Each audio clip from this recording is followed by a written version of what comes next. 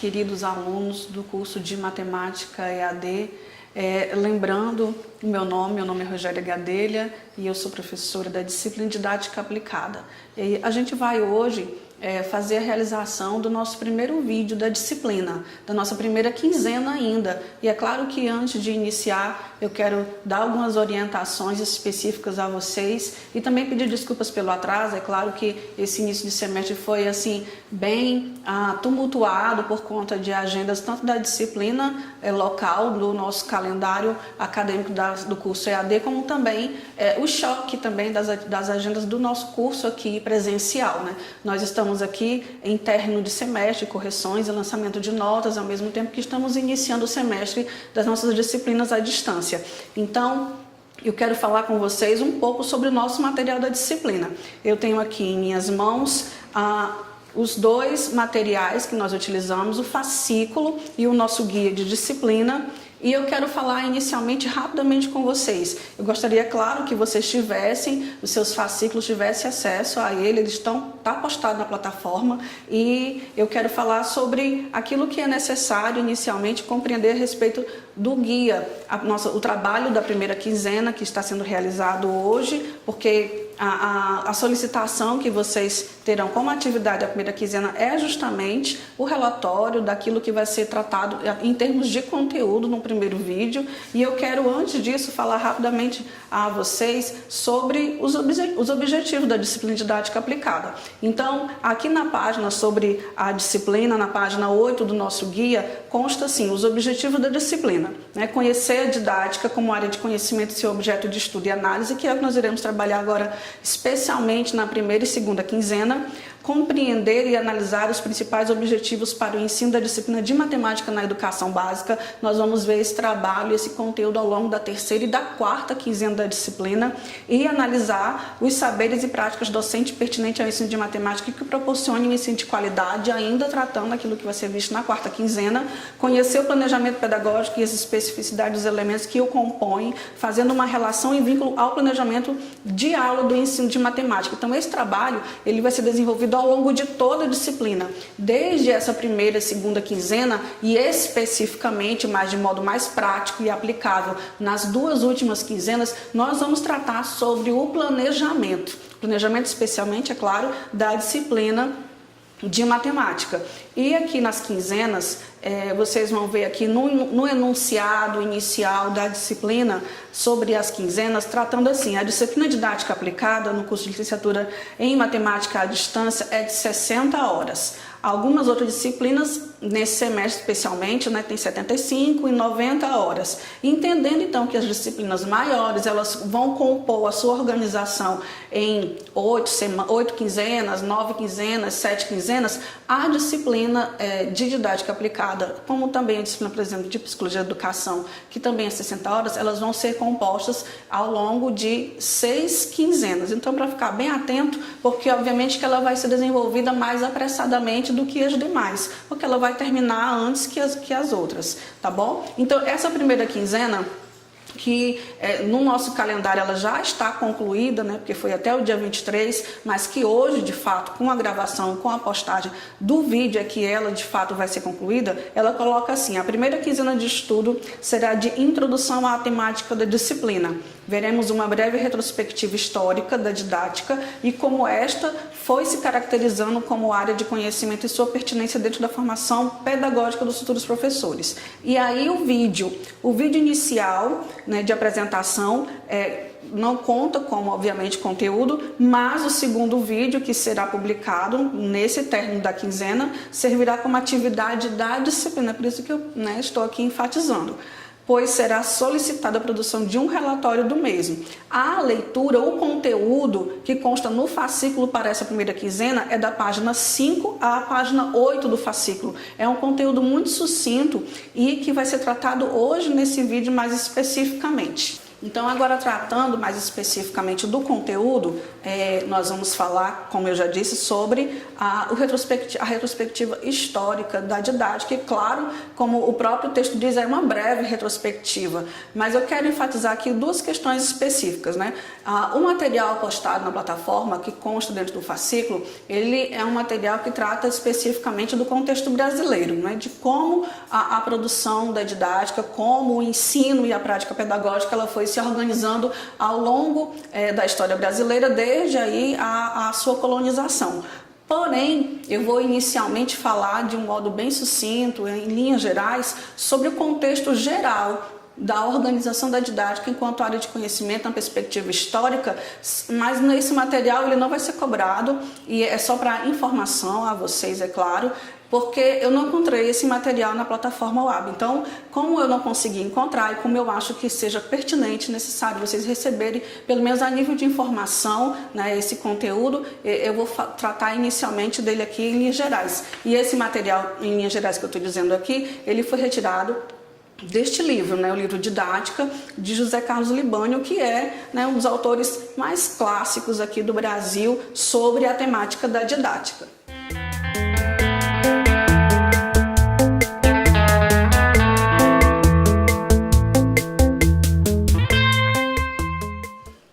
E então, falando então sobre aquilo que eu já tratei, o livro do Libânio, ele fala inicialmente sobre a questão da perspectiva educacional da didática. Então ele trata primeiro sobre a pedagogia, para que ele insira aí sim a temática da didática, porque uma emerge da outra, né? A pedagogia, então, ela investiga a natureza das finalidades da educação como processo social. Então, o entendimento de objetivos, conteúdos, métodos de educação, que são temáticas que estão inseridas dentro da didática, eles se dão conforme as concepções de sociedade, as concepções de homem que determinado contexto econômico e histórico tem.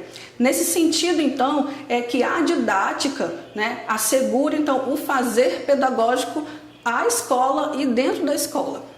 Então, essa é só uma compreensão geral. Então, a didática então traduz os objetivos sociais e políticos em objetivos de ensino. Então, ela faz essa transposição, digamos assim, ok? Então, através então do processo de ensino, o professor ele tem por objetivo o desenvolvimento do seu aluno. Quando você e eu organizamos nosso conteúdo de ensino, nós organizamos esse conteúdo com base em determinados objetivos. Mas o objetivo primário que o professor tem ao preparar sua aula é o desenvolvimento físico e intelectual do seu aluno, é o seu desenvolvimento cognoscitivo. Então, isso não é simplesmente para esse aluno adquirir um conhecimento por si só, mas para que esse aluno se desenvolva na sua vida social. Por isso que os objetivos de ensino, eles remetem aos objetivos sociais, aos objetivos de contexto de vida social desse aluno. E aí, falando especificamente então da história da didática, a história da didática, ela está ligada então ao aparecimento do ensino. Isso, é claro, não apenas o ensino comum, o ensino, digamos assim, de ensinar a fazer uma receita, né? Ou como o ensino ainda tribal, né? De ensinar a um jovem, ou naquele momento um menino, né? a um sujeito em formação, em crescimento, a ensinar a manusear um instrumento. Mas estamos falando de ensino como atividade planejada e como atividade intencional, um ensino dedicado à instrução. Então, nessa perspectiva é que a história da didática ela está ligada, está vinculada ao aparecimento, ao surgimento do ensino como atividade organizada, como atividade planejada, como atividade sistematizada dedicada à instrução. Então, quando nós falamos em didática, até meados do século XVII, nós não tínhamos essa nomenclatura, né? Essa linguagem. Até meados, então, do século XVII, nós não podemos falar de didática como teoria de ensino. Isso ocorre a partir de Comênios. Comênios, que foi o pastor protestante, isso nós vamos falar do século XVI, século XVII, né? Ele nasce no final do século XVI e obviamente que a sua história intelectual é no século XVII. E fazendo esse paralelo com o contexto brasileiro, como é o que nós vamos tratar mais profundamente, é o que consta no material, ele é também século XVI e século XVII. Então, há aí uma relação direta. Por quê? E quando nós vamos tratar aqui no Brasil sobre a educação jesuítica, nós falamos ao mesmo tempo do trabalho produzido por Comênios. Por quê? Comênios, ele é produto da Reforma Protestante. Ele é, naquele momento, um sujeito atuante dentro do processo da Reforma Protestante. E a nossa educação aqui jesuíta, ela é uma educação que também é resultado da Reforma, porque ela é produto da Contra-Reforma Protestante da Igreja Católica. Enquanto Comênios está lá na Europa, trabalhando ali a produção da didática ou da didática magna, que foi a sua obra, aqui no Brasil, né, o movimento jesuíta veio com o fim de produzir a Contra-Reforma, através da Contra-Reforma, o ensino. E dentro, é claro, do ensino doutrinário, ensino católico, mas esse ensino foi o que produziu os primeiros ensinos, podemos dizer, educacionais aqui no nosso contexto brasileiro. Então, ele escreve então a sua primeira obra, a Didática Magna. Após ele vem no século seguinte, no século XVIII, Rousseau. Não mais apenas a máxima de Comênios, por exemplo, era ensinar tudo a todos, né? Então aí Comênios teve a sua contribuição, e Rousseau, ele vem na concepção já de interesse voltado para a criança, para as necessidades e as demandas do sujeito, do infante, aquele que seria o sujeito do ensino, aquele que seria o interesse ao qual o ensino deveria voltar-se. Depois dele vem Pestalozzi, com método intuitivo, e aí Herbert, que vem com entender que o homem tem que ser instruído, e para isso é necessário uma formulação sistemática, e aí ele formulou então passos sistemáticos, como eu já disse, para o ensino. E aí dentro disso as ideias de Comênios, Rousseau, como eu já mencionei, Pestalozzi, Herbert e outros tantos, né, formularam a base do pensamento europeu dentro da compreensão do que seria processo de ensino e aprendizagem, a didática. Dentro do contexto brasileiro, essa Constituição, a Constituição do campo da didática, obviamente que ela vem se fortalecendo muito mais nas últimas décadas, mas ela surgiu desde, obviamente, a sua colonização. Mas dentro desse processo de fortalecimento nas últimas décadas, se deu, então, a ampliação dos estudos referente ao processo de ensino-aprendizagem dentro das diferentes áreas curriculares, como é o caso da matemática.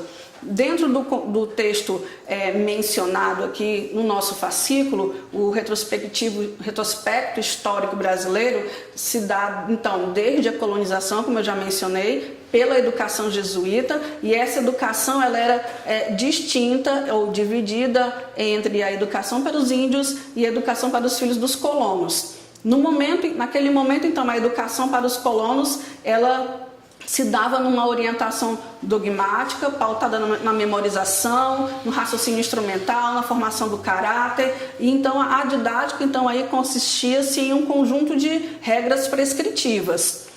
E aí a educação indígena, é claro que ela se dava, era pautada além da doutrinação, digamos assim, a domesticação, né, dos indígenas, para que houvesse ali uma harmonia e uma subordinação, uma submissão, né, para que houvesse uma boa convivência entre os índios e os colonizadores. E aí vem depois disso a Reforma Pombalina. Da Reforma Pombalina há então uma restrição, é aí então que Marquês de Pombal expulsa os jesuítas do Brasil, e essa restrição da atuação da Igreja Católica faz então com que haja uma atuação de professores agora leigos, né, que não estão mais vinculados diretamente ao movimento, né, religioso ou ao processo de doutrinação, a esse ensino, né, doutrinário. E aí, em seguida, a reforma Benjamin Constant, que assume aí oficialmente o Estado laico agora dentro do processo educacional. E aí a pedagogia, é claro que ela também herda esses princípios norteadores do modelo ainda, né, católico educacional, por isso ela é uma pedagogia tradicional leiga. A pedagogia tradicional, então, ela se estende até o início do século XX. Até o surgimento de abordagens que questionam, então, essa pedagogia tradicional, que é especialmente, ou mais assim, em relevância, né, o movimento da Escola Nova, que considera naquele momento, então, o aluno como um sujeito que é o foco ou é o cerne da aprendizagem. De 1930 a 1980 ocorrem então mudanças político-econômicas que influenciaram diretamente a organização do ensino. Nesse período se dá então a instituição do Ministério da Educação, a reforma Francisco Campos, onde o ensino é voltado nesse modelo então dentro dessa mudança política-econômica, se dá então pela influência desse movimento, né? Na influência dessas mudanças.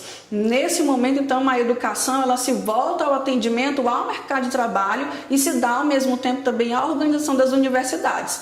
E ainda inserido dentro desse contexto o movimento dos pioneiros, que é o movimento da Escola Nova, como eu já mencionei. E o movimento Escola Nova, ele buscava então levar a escola dinâmica da vida social, tomando aí como cerne aquilo que se pretendeu ainda Rousseau no século XVIII, né? Que era a valorização da criança. A didática, então, é inaugurada como disciplina nos cursos de licenciatura e naquele momento, dentro desse período de organização do ensino superior, ela é organizada dentro do modelo nas licenciaturas, modelo 3+1, como o texto menciona. Esse modelo se dava da seguinte forma: nos 3 primeiros anos ou nos 3 anos de formação de ensino superior, o professor ou o futuro professor licenciando, ele trabalhava conteúdos apenas da sua área de formação e no último ano de formação é que ele trabalhava ou tratava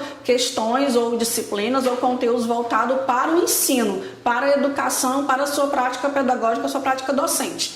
E aí a LDB de 61, a LDB 4024, ela institui então a prática de ensino, que naquele momento era o estágio, e esse modelo de prática de ensino, ao qual ainda na minha estrutura, ainda como aluna do curso de pedagogia, ainda vivenciei, ele vigorou até a resolução número 2 de 2002 do Conselho Nacional de Educação. A partir da resolução número 2, as licenciaturas elas foram reorganizadas em sua estrutura curricular e em sua carga horária de disciplinas de área de formação específica e da área da educação e do conteúdo também, aliás, dos créditos de disciplinas práticas e disciplinas de estágio. Então, na resolução número 2, por exemplo, está indicado que os cursos de licenciatura, eles têm que organizar ao longo dos primeiros 50% da sua carga horária de curso 400 horas de disciplinas que tenham crédito prático, para que o aluno, no caso, que será um futuro professor, ele tenha acesso direto, mesmo que não em forma de estágio, mas tenha acesso ao locus profissional qual ele atuará após a sua formação, que é a instituição educativa, a escola. Após esses 50%, esse aluno tem que ter mais 400 horas de estágio ao longo da segunda etapa da sua formação. Então, a resolução número 2, ela trata disso. E até a LDB de 61, o que vigorou foi a prática de ensino que era voltada para essas duas atuações. O aluno conhecia o contexto escolar, observava, identificava a sua estrutura e ao mesmo tempo estagiava. Isso só se dava no último semestre, penúltimo e último semestre da sua formação. A didática, então, ela acentua o caráter prático técnico fundamentado nos pressupostos teóricos. E após 64, ela centrava-se na organização, então, aí do processo de ensino. E aí nós vamos ver no próximo momento questões específicas sobre o planejamento. É claro que dentro desse movimento de escola-novismo houve aí algumas correntes voltadas para o tecnicismo e outras que enfatizavam que o aluno tinha que desenvolver-se mais espontaneamente e as questões de planejamento vira e mexe se eram comprometidas, né, na sua produção, na sua qualidade, no seu comprometimento para com o professor e o professor para com o planejamento. Mas o processo de ensino, ele foi, então, depois de todas essas questões vivenciadas ao longo da história, identificado como sendo o planejamento crucial para que ele fosse um processo de qualidade. Então é isso, né? Eu não sei até que nível, até que ponto nós conseguimos identificar questões pertinentes e presentes ao longo dessa primeira etapa na apostila, mas aquilo que vocês conseguirem identificar pela leitura e aqui pelas minhas falas, gostaria que vocês identificassem no seu relatório. Muito obrigada e até logo.